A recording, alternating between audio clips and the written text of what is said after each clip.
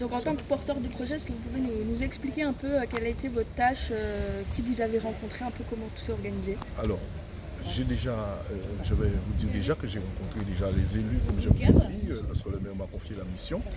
Ensuite, rencontrer les techniciens et personnels de la mairie pour pouvoir bien leur faire comprendre le sens de ma démarche et que j'aurai à les rencontrer, à parler avec eux, à leur donner pas des directives, mais des marches à suivre, des pistes. Et ensuite, les associations.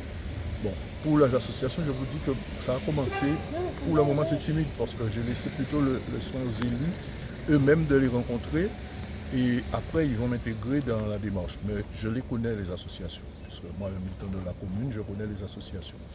Mais je sais qu'il y a une demande très forte des associations pour être impliquées dans la vie culturelle, de pouvoir faire. Et beaucoup d'associations de la commune font des choses, on fait des choses sur les territoires, des marches, des randonnées, des découvertes, des manifestations culturelles qu'on connaît, hein, par exemple les roses et tout.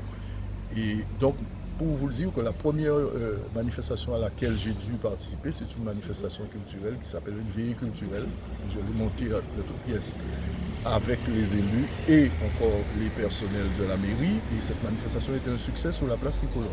Ça nous a permis de lancer les choses. Et ensuite, on a eu après une autre association plutôt extérieure qui nous a demandé de venir. La manifestation a été aussi un succès. Donc j'en suis à ma troisième manifestation avec le mois Mai de Liberté.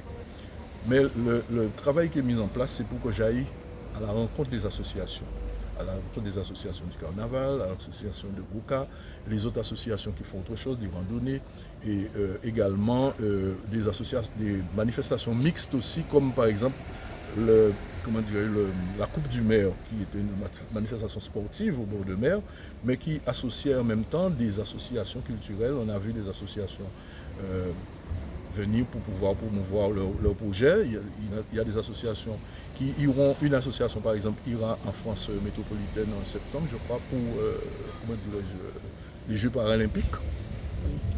Donc elle était là, cette association, elle a montré de belles choses, notamment un défilé, j'ai pu discuter avec les dirigeants sur place, hein, en situation. Mais après, on viendra dans un